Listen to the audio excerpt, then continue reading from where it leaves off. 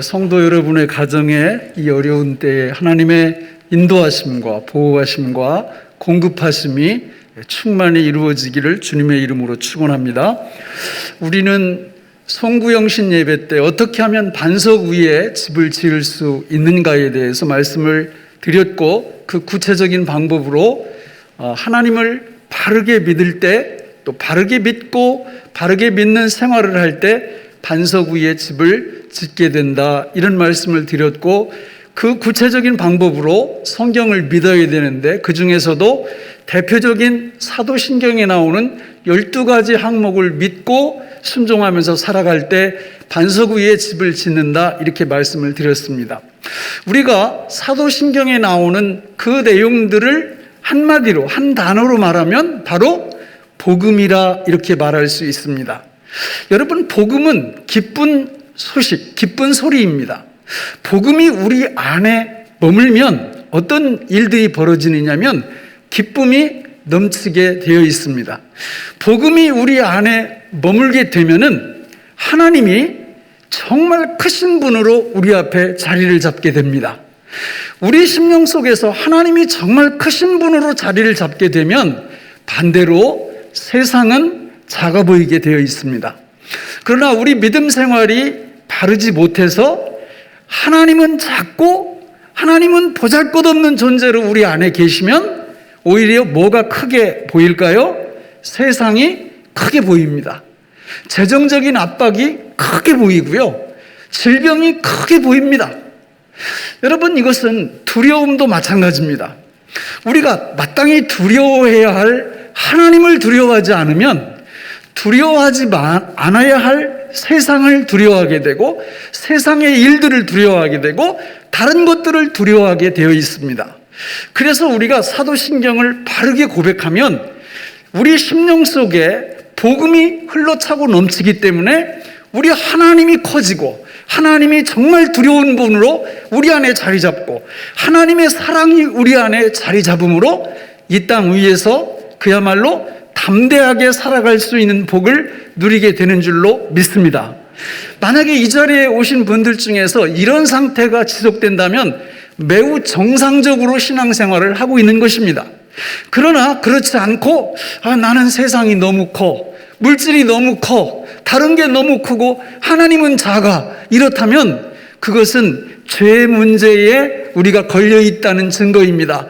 우리가 죄를 짓고도 하나님 앞에 철저하게 회개하지 않음으로써 우리 하나님 앞에서 크신 하나님이 아니라 작은 하나님, 두려워하는 하나님이 아니라 정말 하나님을 우습게 하는 그런 신앙, 사랑의 하나님이 아니라 하나님을 다른 하나님으로 오해하게 될 때 우리는 성경에서 말씀하고 있는 이 복음의 진리를 누리지 못하고 살 수밖에 없는 것입니다. 저는 요즘 이제 불면증 때문에 이렇게 요즘은 상당히 좋아지고 있습니다만은 정말 하나님 앞에 회개를 많이 합니다. 왜냐하면 어느 순간에 보면 하나님이 불면증보다 훨씬 작아요. 불면증은 이렇게 크고 하나님은 아주 작아요. 그래서 처음에는 참 굉장히 당혹스럽더라고요. 나중에 알고 보니까 그런 게 죄입니다, 죄. 하나님이 불면증보다 훨씬 크신 분이시죠. 그러니까 그 크신 하나님을 온전히 믿지 못하니까 그 별것도 아닌 거 가지고 사람이 휘청거리고 이렇게 되더라, 그 말입니다. 뭐 저만 그렇겠습니까? 어떤 분들은 물질 문제 가지고 물질을 너무 크게 생각하니까 하나님이 어디로 갔나 보이지 않는 거예요. 그러나 여러분, 정말 하나님을 크신 하나님으로 그분 앞에서 두려워 떨며 우리가 이 땅 위에서 살게 되면 상대적으로 다른 것들은 작아지게 되어 있습니다. 어떤 분들은 질병에 걸렸다고 하나님이 질병보다도 작아져 버려요. 그러면 질병이 너무 크게 우리한테 다가오는 것입니다. 그게 아니죠. 하나님은 질병보다 크신 분인 줄로 믿습니다. 이 신앙 위에서 우리가 하나님을 섬기며 살아갈 때, 여러분, 어떤 분이 세봤대요. 성경에 보면 담대하라, 두려워 말라, 이런 말이 365번 나온답니다. 그러면 하루에 한 번씩 두려워하지 말고 담대하라, 이런 뜻인데, 그렇게 할 수 있는 비결은 다른 데 있는 것이 아니라 우리가 하나님 앞에 죄를 지었을 때마다 통렬히 회개하고, 그리고 하나님의 말씀에 나오는 그 진리, 이 사도신경의 12가지 진리를 내가 진심으로 믿게 될 때 우리 하나님께서 두려워하지 말라 이렇게 했을 때 그것이 실제가 되고 삶 속에서 담대하게 살아갈 수 있을 줄로 믿습니다. 오늘 우리는 성령에 대한 두 번째 주제를 다루게 될 겁니다. 지난 시간에 우리는 성령에 대한 첫 번째 주제로 성령님께서는 하나님이시고 그분은 우리에게 무엇같이 역사하신다고 그랬어요? 바람같이. 그래서 바람같이 말씀은 안 드렸지만 때로는 불같이, 때로는 물같이 우리 성령님께서 역사하시는 거예요. 바람같이 역사하실 때도 산들바람, 봄바람처럼 우리에게 필요한 작은 것들을 섬세한 손길로 채우시고 공급하시는 그 구원을 적용하시는 역할을 성령이 하실 줄로 믿습니다. 뿐만 아니라 때로는 폭풍같이 강풍같이 성령의 강력한 역사로 우리 삶 속의 모든 문제를 해결해 주시고 우리의 삶을 이끌어 가시는 분인 줄로 믿습니다. 따라서 성도는 늘 성령을 구해야 됩니다. 성령 달라고 기도하셔야 됩니다. 성령 충만하게 해달라고 기도하셔야 되고 성령님과 함께 동거 동행 동역할 수 있도록 해달라고 하나님 앞에 기도하는 성도님들이 되시기를 주님의 이름으로 축원합니다. 오늘은 바로 성령님 두 번째 시간인데 오늘 어떻게 그 내용이 구성되어 있어요? 거룩한 공회를 믿사오며 이렇게 되죠. 그죠? 거룩한 공회와 그래서 거룩한 공회에 대한 말씀을 오늘 우리 잠깐 나누겠습니다. 여러분 거룩이라는 말은 이제 조금 이따 설명을 하고 공회가 무엇이냐라고 할 때 공회는 교회를 뜻합니다. 그러니까 우리가 뭘 믿는다는 거예요? 교회를 믿는다는 거예요. 그러니까 이 교회가 너무 중요하다 그 말이죠. 이 교회가 너무 중요하기 때문에 성도들은 교회를 믿어야 됩니다. 교회가 무엇인지 또 알아야 되고 교회가 해야 될 일도 알아야 됩니다. 그래야 이 신앙 고백을 할 때 우리가 놀라운 은총, 놀라운 믿음을 통해서 하나님의 축복을 받게 되지요. 그래서 사도신경을 성부, 성자, 성령 이렇게 나눠서 외우는 법을 제가 가르쳐 드렸잖아요. 그죠? 제일 먼저 가르쳐 드렸던 게 성자에 대한 예수님, 내가 주님을 믿습니다. 이게 왜 중요하냐면 이걸 통해서 하나님이 우리의 아버지도 될 수 있고요. 이걸 통해서 성령님이 우리를 이끄시기 때문에 이 고백이 가장 중요한 겁니다. 그래서 우리 그 신앙의 이름도 기독교, 예수교 이렇게 하는 얘기가 예수님이 그렇게 중요한 역할을 하셨기 때문에 구원 사역의 실행을 하셨기 때문에 그렇게 부르는 겁니다. 그러면 성부 하나님을 어떻게 부르라고 그랬어요? 전능하신 창조주 하나님, 내가 아버지를 믿습니다. 이렇게 하라고 그랬죠. 그게 잘 기억이 안 된다 그러면 그냥 사도신경 첫 번째 구절을 외우면 돼요. 전능하사 천지를 만드신 하나님 아버지를 믿습니다. 이렇게 해도 되는데 그분이 아버지라는 이 초점이 너무 중요하기 때문에 전능하신 창조주 하나님, 내가 아버지를 믿습니다. 이렇게 하라고 그랬죠. 두 번째 예수님은 예수님 내가 주님을 믿습니다. 세 번째 성령님 우리가 들어갔는데 성령님 내가 뭘 믿습니다? 삼동을 믿습니다. 그러니까 그 세 가지 다 머리 어지러워. 그러면 사도신경을 쭉 고백하시면 돼요. 근데 이 세 가지를 기억하면서 하나, 6개, 5개 이렇게 딱 머릿속에 넣고 있으면 정말 그 말씀 자체가 우리한테 실제적으로 힘과 능력을 주시는 줄로 믿습니다. 자, 오늘 우리가 거룩한 공회를 믿는다고 그랬는데 공회는 교회야. 교회가 무엇이냐? 우리 건물도 교회예요. 교회. 누가 뭐라고 시비하지 않아요. 그러나 엄밀히 말하면 이 교회는 교회당, 예배당입니다. 이 자체가 교회는 아니에요.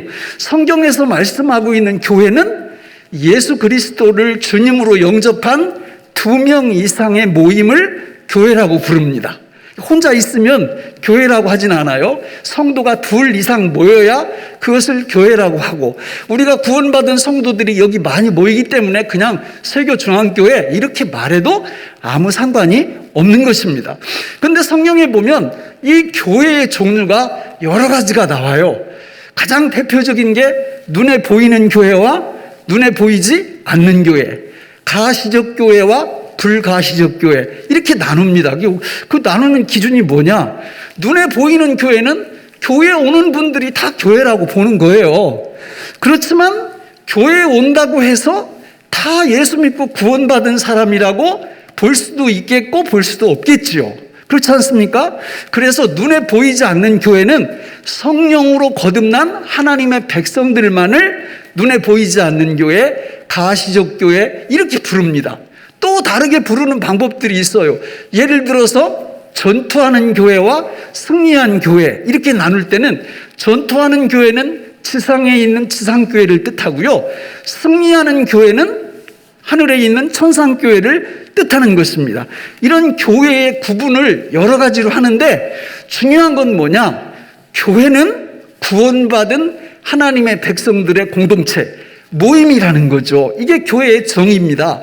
그런데 그 정의를 좀 더 자세하게 우리가 알 수 없을까? 그것을 주후 351년 니케아라는 지역에서 종교회의가 열렸습니다. 그 351년 니케아라는 곳에서 수백 명의 목사님들과 신학자들이 모여서 오랜 기간 동안 교회가 무엇인가에 대한 정의를 내렸어요. 그래서 그거를 한 문장으로 어떻게 설명하냐면, 교회가 뭐냐라고 할 때 성경에 근거해서 교회는 하나의 거룩하고 보편적이며 사도적인 공동체다, 이렇게 정의를 내렸어요. 네 가지죠. 우리 신학교 다닐 때 이거를 첫자만 따서 하고 부사 이렇게 외웠어요. 그래서 하나의 거룩하고 보편적이며 사도적인 공동체가 바로 교회다. 그런데 이 교회를 교회되게 만드는 역할을 누가 하신다고요? 우리가 오늘 몇 번째, 두 번째 시간이에요? 성령님. 그러니까 교회를 교회되게, 하나 되게, 거룩하게, 보편적이 되게, 그리고 사도적이 되게 만드는 역할을 누가 하신다고요? 성령님이 하시는 거예요. 성령님이 하셔서 교회를 교회되게 하시는 것입니다. 할렐루야. 그래서 이 네 가지를 우리 간단하게 살펴보면서 은혜 받기를 원합니다. 여러분, 교회는 하나예요. 하나. 우리가 세례 받을 때 세례의 의미가 여러 가지가 있지만 가장 중요한 의미가 무엇입니까? 바로 예수님과 내가 하나가 된다는 연합, 하나의 연합이 최고 중요한 거예요. 여러분, 그렇게 되면 또 다른 예수님과 하나가 된 형제 자매들과도 하나가 되는 거죠. 이 일을 누가 해주신다고요? 성령님이 해주시는 겁니다. 여러분, 정말 예수 믿고 성령으로 거듭나서 하나님과 하나가 되고 하나님을 믿는 성도들과 하나가 되었다고 할 때의 축복은 세상 말로 그냥 팔자 고친 겁니다. 끝난 겁니다. 이미 축복이 와장창 다 받은 것입니다. 믿습니까?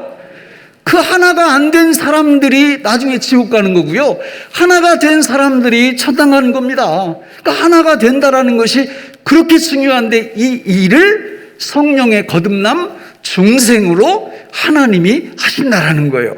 우리가 이걸 어떻게 할 수 있냐? 사도신경에 나오는 12가지 항목을 나는 진심으로 믿는다, 이분들은 다 하나가 된 거예요. 그런데 그거 하나하나 뜯어보면서 이거 사실인가? 이걸 어떻게 믿어? 이런 분들은 아직 하나가 안 된 것입니다. 그런 분들이 여기 계시다면 그 12가지 항목을 다 마음속으로 진심으로 믿어서 하나님과 하나 되는 축복이 이 시간에 임하기를 주님의 이름으로 축원합니다. 원래 이제 교회를 보면 교회가 교단이 되게 많아요. 그렇죠? 원래 11세기까지 1100년도까지는 교회가 하나였어요. 하나. 그러다가 11세기 들어오면서 교회가 두 개로 나뉩니다. 하나는 동방교회, 하나는 서방교회, 이렇게 나뉘어요. 이렇게 하다가 서방교회가 1517년도 16세기 와서 종교개혁이 일어나면서 그때 어떻게 나뉘어요? 루터파, 개혁 장로파, 회중파, 영국 성공회, 이렇게 나뉘어요. 그리고 영국 성공회에서 감리교가 나오고 그 안에서 구세군이 나오고 이렇게 하면서 나뉘어졌어요. 근데 그걸 보고 이거 하나가 아니다, 이렇게 말할 수는 없어요. 그 정도는. 왜냐하면 이게 전도하는 방법이 다르고 선교하는 방법이 달라서 또 그렇게 된 거예요. 그러나 대한예수교 장로회 이렇게 간판을 붙였는데 보니까 뭐 그냥 교단 수가 막 20개, 30개, 50개 이런 거는 진짜 회개해야 됩니다.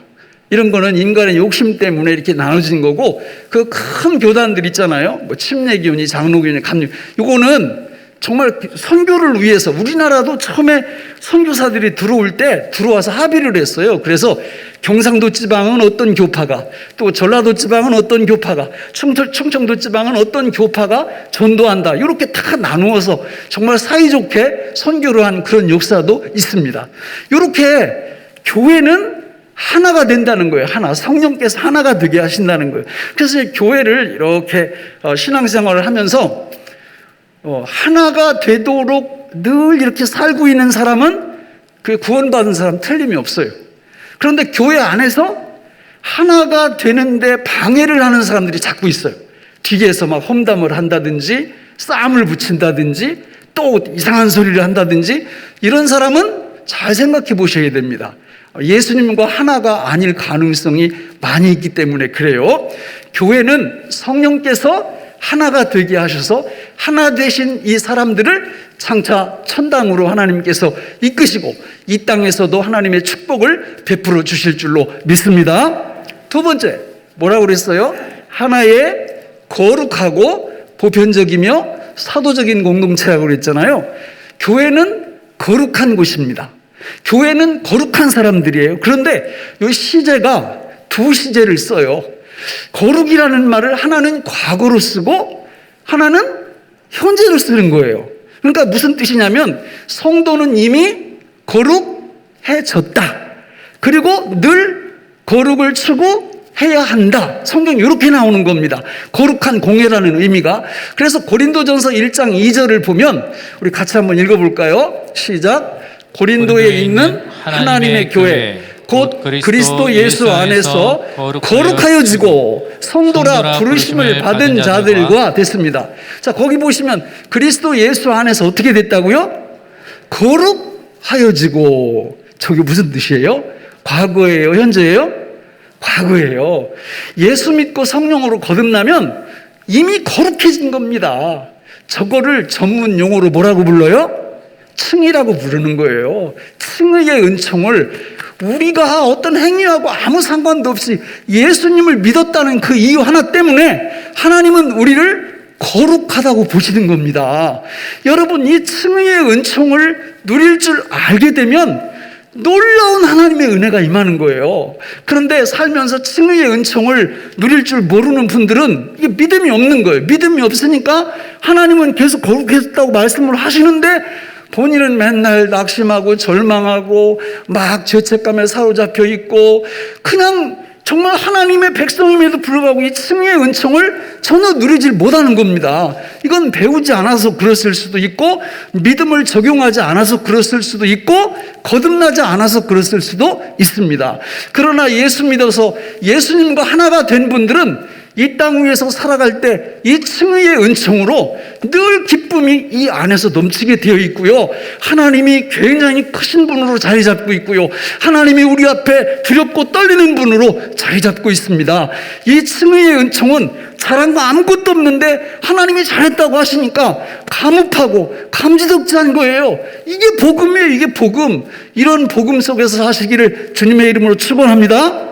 그러면 이런 칭의의 은총을 충만히 누릴 수 있는 구체적인 방법이 무엇일까요? 그것은 바로 아까 거룩에 대해서 과거 시제가 있다고 그랬죠? 무슨 시제도 있다고 그랬어요? 현재 시제도 있다고 그랬어요. 그래서 거룩하게 살기를 힘쓰면 칭의의 은총을 더 많이 받게 되어 있어요. 그래서 이게 무슨 얘기냐면 하나님이 주신 계명을 우리가 잘 지키면서 성령의 능력으로 요거를 순종을 하면 무슨 축복을 더 많이 누린다고요? 칭의의 은총을 더 많이 누릴 수 있어요. 하나님이 우리를 거룩하게 살라라고 계명을 주신 이유는 우리를 골탕 먹이고 우리를 힘들게 하고 이렇게 해서 주신 명령이 아니라 칭의의 은총을 충만히 누릴 수 있도록 복 주시려고 우리한테 성화의 명령을 주신 겁니다. 자, 한번 말씀을 볼까요? 로마서 5장 20절 같이 읽어보겠습니다. 시작. 율법이 들어온 것은 범죄를 더하게 하려 함이라. 그러나 죄가 더한 곳에 은혜가 더욱 넘쳤나니. 자, 여러분, 예수님과 하나가 된 사람은 이제는 진짜 칭의의 은총 속에 죄를 엄청 많이 지은 죄인임에도 불구하고, 야, 너 죄 없어. 너 내 눈에 넣어도 아프지 않아. 하나님이 이렇게 말씀하시니까 너무 감격스럽잖아요. 그러면은 이제 지금부터 내가 주님의 계명을 지켜야지. 그리고 주님의 계명, 뭐 10계명, 주님께서 하라고 하신 주일 성수, 뭐 11조 이런 걸 이렇게 막 하다 보니까 잘할 때 이 칭의의 은총이 너무 크게 오는 거예요, 우리한테. 그래서 너무 기쁜 거죠. 근데 이게 율법이 너무 기준이 낮아요, 높아요? 엄청 높은 거예요. 그러니까 율법을 지키다가 내가 죄인됨을 깨닫고 율법을 지키다가 실패하고 이러니까 그때 어떻게 합니까? 회개하는 거예요. 하나님, 제가 이거 지키려고 했는데 못 지켰습니다. 제 죄를 용서해 주세요. 이렇게 회개하니까 하나님이 어떻게 돼요? 만일 우리가 우리 죄를 자백하면 그는 미쁘시고 의로우사 우리 죄를 사하시며 모든 불의에서 우리를 어떻게 해주신다고요? 깨끗하게 해주신다고. 그러니까 죄를 안 짓고 율법을 지키면 칭의의 은총이 임해서 기쁘고, 죄를 약해서 지으면 회개하면서 용서받음으로 또 칭의의 은혜가 임하고, 그러니까 죄가 더한 곳에 뭐가 넘친다고요? 은혜가 더욱 넘치는 겁니다. 이래도 은혜가 넘치고 저래도 은혜가 넘치고. 그러니까 저 구절 뒤에 보면요, 이거 이상한 사람이 그 질문을 해요. 아니, 그러면은 은혜를 많이 받으려면 죄를 열심히 져야 되겠네요. 그거는 말이 안 돼요. 왜? 칭의의 은총을 딱 받게 되면요, 죄 지을 생각 안 합니다. 내가 약해서 몰라서 넘어질 뿐이지 어떻게 하면 하나님 기쁘시게 해드릴까, 이런 생각을 하는 게 구원받은 사람의 기본 생각이죠. 그래서 그 계명을 지키려고 애를 씁니다. 그래서 지키면 그거 가지고 하나님께 영광 돌려드리고, 못 지키면 회개하고 자백함으로 그분이 주시는 은혜를 덧입는 것이죠. 이래도 하나님의 은혜를 받고 저래도 하나님의 은혜를 받아서 우리 하나님이 내 삶 속에서 너무 크신 분이 되어 우리 삶 속에서 우리 하나님이 두렵고 떨리는 분으로 자리를 잡아요. 그렇게 될 때 세상이 우습게 보이는 거죠. 여러분, 이 축복을 받아 누리시기를 주님의 이름으로 축원합니다. 여러분, 우리 어거스틴이 이런 말이 있어요. 교회는 병원이다. 교회는 병원이다. 또 교회는 공사 중이다. 이런 말을 했어요. 무슨 뜻이에요? 교인들이 온전하지 않다, 그런 뜻입니다. 그러니까 우리가 이 살다 보면은, 아이고, 저분은 직분이 저런 직분인데 왜 저런 일을 할까? 이렇게.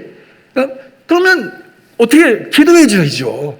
근데 그걸 가지고 막 손가락질하고 뒤에서 비난하고 이렇게 하면 하나됨이 무너집니다. 이게 은혜가 안 돼요.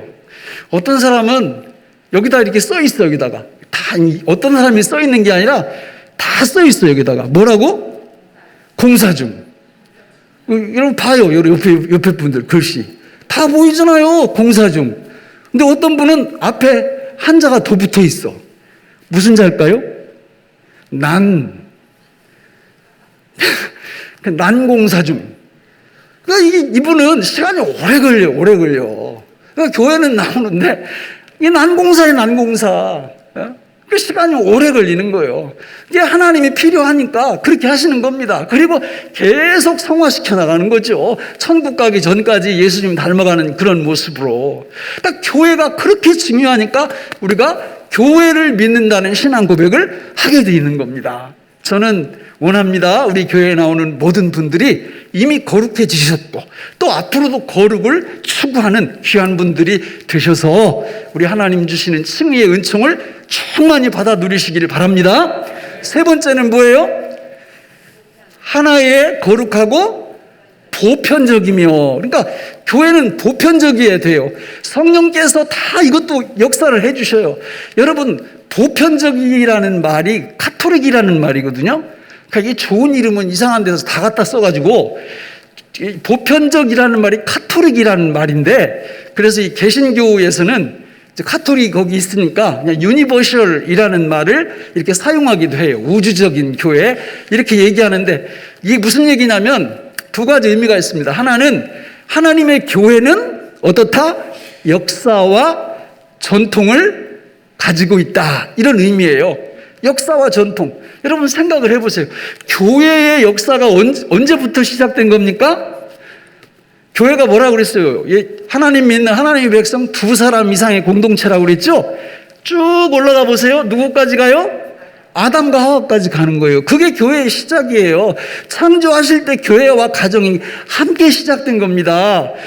우리가 바로 그 터전 위에 서 있는 거예요. 오늘 본문인 에베소서 2장 20절을 같이 한번 읽어보실까요? 20절 같이 읽어보겠습니다. 시작. 너희는 사도들과 선지자들의 터 위에 세우심을 입은 자라 그리스도 예수께서 친히 모퉁이돌이 되셨느니라. 여러분, 아담부터 시작되어 온 교회가 예수님이 본격적으로 뭘 놨어요? 모퉁이돌을 딱 놓은 겁니다. 그 위에 우리가 딱 세워져서 역사와 전통을 갖고 있는 거죠. 하루 이틀 된 교회가 아니라 그 말이에요. 반면에 이단들은 어때? 이단들 100년 넘은 이단이 별로 없어요. 그리고 삼위일체를 믿을 수가 없어. 교주를 거기다가 집어넣어야 되기 때문에. 그러나 하나님을 믿는 저와 여러분들의 역사와 전통은 어디까지 올라간다고요? 아담과 하와까지 올라간다. 역사와 전통을 갖고 있다. 이게 보편적이라는 말의 뜻이에요. 이 두 번째 보편적이라는 뜻은 교회 구성원이 남녀노소, 빈부, 귀천 모두 다 섞여 있는 하나님의 백성들이라 그런 뜻입니다. 그러니까 교회에서 파당, 분당 이런 거 만들 때 보면 이 원리를 깨뜨리는 거예요. 우리 돈 좀 많은 사람들끼리 좀 모일까? 우리 어느 도 사람들끼리 좀 따로 모임을 만들까? 이거 정말 하나님 앞에 죄 짓는 거고요. 이런 모임 만들면 이 하나님이 주시는 그 놀라운 복음의 축복을 절대 누릴 수가 없어요. 교회는 그냥 돈 없는 사람도 와야 되고 돈 많은 사람도 와야 되고 많이 배운 분도 와야 되고 못 배운 분도 와야 되고 어린아이도 있어야 되고 이렇게 남녀노소 빈부귀천 모든 분들이 하나가 돼서 하나님을 섬기는 공동체가 보편적이라는 거예요. 여러분, 이 일을 우리도 해야 되지만 종국적으로 하시는 분이 누구라고요? 성령님이에요. 성령님께서 한 채 오차도 없이 이 보편적이 되도록 지금도 역사해 주시는 줄로 믿습니다. 마지막 네 번째는 뭐라고 그랬어요? 하나의 거룩하고 보편적이며 사도적인 공동체라 이렇게 말씀을 드렸잖아요. 사도적인 공동체라고 그래서 사도들이 이 신앙 고백을 만들었다 그런 얘기가 아니에요. 우리 20절을 다시 한번 읽어볼까요? 에베소서 2장 20절 시작. 너희는 사도들과 선지자들의 터 위에 세우심을 입은 자라 그리스도 예수께서 친히 모퉁이돌이 되셨느니라. 교회가 뭐냐면 교회의 기초는 누구라고요? 모퉁이돌이 예수님. 근데 거기 앞에 보니까 사도들과 선지자들이 나오죠. 선지자들은 누구를 대표할까요? 구약 시대의 하나님의 백성들을 대표하는 거예요. 사도들은 누구를 대표할까요? 저와 여러분들을 대표하는 겁니다. 그러니까 교회란 가장 기본에 예수 그리스도의 모퉁이 디딤돌이 있고 구약에는 선지자들, 신약에는 사도들이 있고 그 위에 누가 쌓여져 가는 거예요? 저와 여러분들이 쌓여져 가는 거예요. 그래서 사도적이라는 말은 바로 그 사도들이 믿던 신앙 내용을 우리도 믿는다라는 의미로 이 고백을 하게 되는 것입니다. 이 고백을 우리가 하지만 실제로 하게 해주시는 분이 누구라고요? 성령님이에요. 성령님. 우리 마음대로 못합니다. 그냥 예수님 보고 예수님 내가 주님을 믿습니다. 함부로 그런 말 안 나와요. 성령으로 거듭나야 그런 말이 나오는 거죠. 성령께서 역사하셔야 이런 말씀들이 믿어지고 그래 내 뿌리가 예수님이고 내 예수님 다음에는 선지자들과 사도들이고 그 다음에 내가 있구나. 이런 확신을 갖게 되는 거죠. 여러분 족보 이렇게 보다가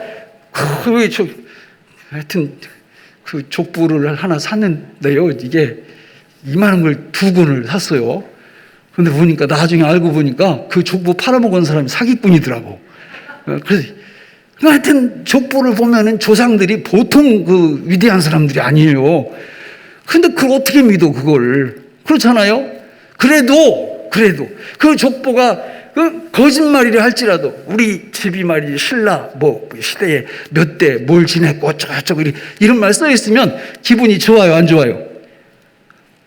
안 좋아요? 기분 좋잖아요.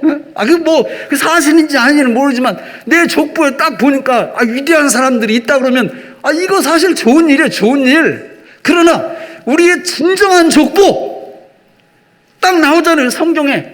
아버지가 누구예요? 하나님이시잖아요, 성부 하나님. 그 아버지가 당신의 자녀들을 만들려고 교회를 세우시고 교회를 만드신 거예요. 근데 교회의 기초를 누구로 하셨어요? 예수님으로 하셨어요. 구약 백성을 대표하는 분들은 누구로 하셨어요? 선지자들로 하셨어요. 신약 백성을 대표하는 족보를 누구로 하셨어요? 12사도로 했어요. 그 위에 우리가 올라가 있는 겁니다. 사람이요, 근본을 알아야 돼요. 그렇잖아요. 뿌리가 있어야 된다. 뿌리가. 우리가 누군지 알려면 하나님이 우리 아버지시고 예수님이 그 족보의 기초가 되시고 선지자들과 사도 위에 우리가 세우심을 입은 이 뼈대 있는 사람이라는 걸 우리가 알면 여러분, 복음이 우리 안에서 움직이기 시작해요. 그 열매는 하나님이 어떻게 보이신다고요?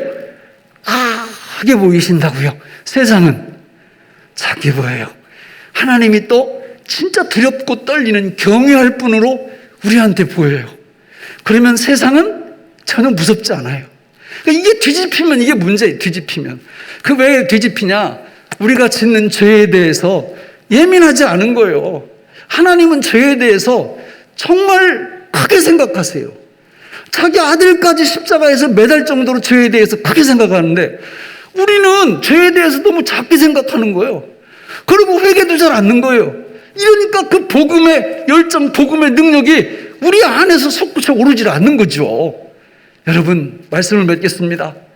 우리 교회에 나오시는 분들 다 복음을 믿는 줄로 믿습니다. 하나님께서 천하보다 귀하게 여기시는 분들인 줄로 믿습니다. 그러면 그 복음의 축복을 누리셔야죠. 하나님은 우리 인생 속에서 태산같이 크신 분으로, 두렵고 떨림으로 경외하는 분으로 이렇게 우리가 모시고 살아야죠. 그러면 여기 교회 이 사명을 성령께서 역사하시도록 우리가 성령 달라고 기도하고 성령 충만케 달라고 기도하고 잘못했을 때 회개할 때 이런 은혜가 임하는 줄로 믿습니다. 모쪼록 이 세상을 살아가실 때 벌벌벌벌 떨며 사시는 게 아니라 하나님 앞에서 벌벌 떨며 살고 그냥 세상을 향해서는 담대하게 다 승리하면서 살아가시는 성도님들이 되시기를 예수님의 이름으로 축원합니다. 기도하겠습니다. 하나님 아버지, 오늘 우리에게 주신 이 말씀이 생명의 양식이 되게 하여 주옵소서. 예수님 이름으로 간절히 기도하옵나이다. 아멘.